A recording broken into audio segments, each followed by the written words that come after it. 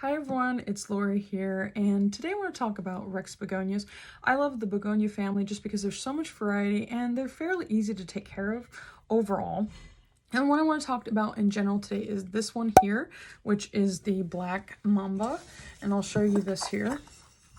See how beautiful that is? It's just a beautiful and super unique. Let me turn my light here so you can kind of see a little bit more. The color of the leaves it's almost like, appears black in pictures, but it almost has like a greenish black appearance to it when you actually look up. It has a velvety feeling to it, very velvety feeling to the leaves. This is a super beautiful and unique plant. These are overall pretty low maintenance. Now, when you see Rex begonias, you'll probably typically think of this kind of Rex begonia. But for today's video, I want to talk about the Black Mamba Rex begonia. It's a beautiful, beautiful plant. But I wanted to talk about this today and just some care tips and ways what I've learned since the time that I've had this. I've had this probably for about 3 or 4 months now, and it's doing pretty well overall. But I wanted to kind of talk about some different things that I've noticed about this, and it's actually relatively inexpensive, and so I don't think people sometimes realize how inexpensive it is. But this only cost me $10 at Colonial Gardens in the Midwest, which I thought was super cheap. A couple of things about this. In the wintertime, which it's winter right now, you will a lot of times get these little pink flowers, which I haven't seen on here. They're very pale pink and it's very pretty, so it's almost like a nice surprise when you do see it. This begonia here, when I got it, it did have the pink flowers, which I'll see if I can find a picture of that and put it up, but the flowers are pretty similar, maybe a little pinker on this, and it's a nice contrast between the leaves and the flowers. Leaves. The interesting thing about the leaves is, even though they're black, on the back of them you can see it's almost like a burgundy color, and it's so beautiful. And so that's actually another nice thing about this plant, is that it's got obviously the beautiful velvety black color leaves, and then on the back you get that burgundy. That's just a pop of color. You have to be careful about putting this too close to a vent, because the leaves will start to get a little bit crispy on the edges. But actually I have it over somewhere, and it has that by like a house vent and the window, and it actually seems to do just fine there. It actually gives it kind of a good mix of it kind of dries the soil out a little bit. A significant point about the begonias in general, Rex begonias, is that they don't like soggy soil, and it's super important to recognize that you can allow them to dry out a little bit. Now, of course, if they're drying out too much, they'll start to weep if they need more water. But I found that was one of the #1 things, that if it gets too soggy in the soil, that the plant will go downhill rather quickly. So even though these plants do not like to be soaked or drenched in water, they do love humidity. Also, something important to note is that some people will actually mist their plants to increase humidity around the plants, but Rex begonias do not directly mist them. This actually can lead to a powdery mildew that is very difficult to get rid of and can actually kill your plant. Sunlight. This one in particular, it doesn't really like direct sun. I have this kind of in a nook over by a window, and it's been doing just fine there. It doesn't get direct sun, but it does get about 5 to 6 hours of sun. Sometimes less than that. Definitely in the winter, less than that.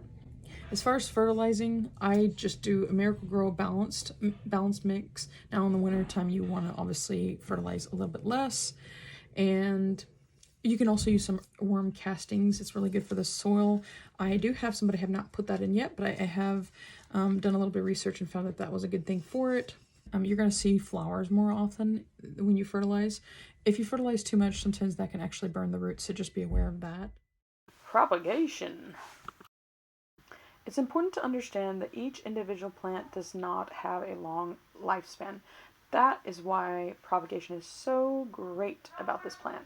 And it's not difficult to do. The thing about begonias is that they're super easy to propagate overall, and I will be propagating this Rex begonia here, and I'm actually all I did is just cut a leaf, and we'll see if that works. I don't know if that will work, but we'll see.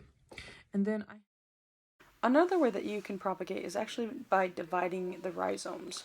You would gently pull apart the rhizomes and then just repot them into individual pots. I have not done this yet on any of my Rex begonias, but I have heard of great success stories with doing this, and I have also done this on other plants that have rhizome. Video about that, but you can do it from the leaves or the stems, and obviously here I'm going to try to do it from the stem.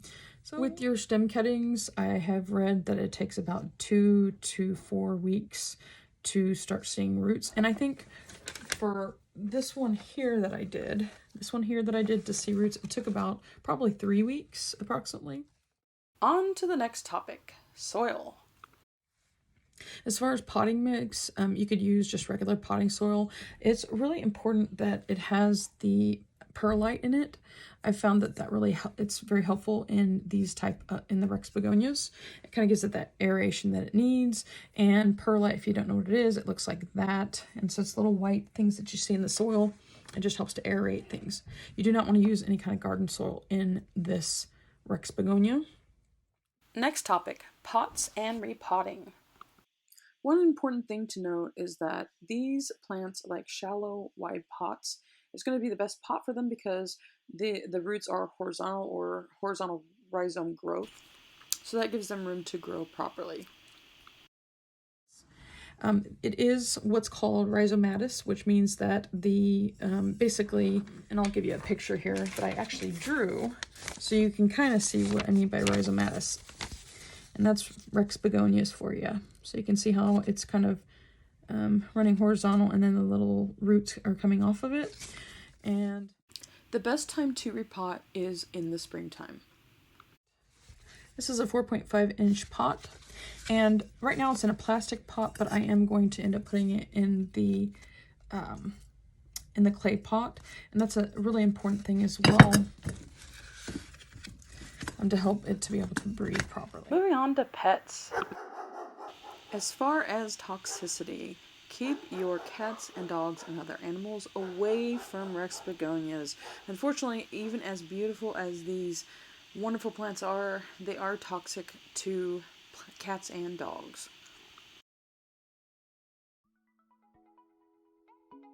So this is an overall fairly easy plant to care for, and it's a really unique one to add to your collection, and I highly recommend it for gifting because it's overall inexpensive. What I've been seeing mostly, it seems like anywhere from $5 to $20, and in the middle there is about where, like I said, this was $10 at Colonial Gardens in Kansas City area. All right, thank you so much for watching, and that is the Black Mamba or Black Begonia, and it's a great plant. I highly recommend it. Super easy. If you're looking for kind of a beginner's plant, I feel like this is a good one, and it's definitely unique, so you won't go wrong with this one here.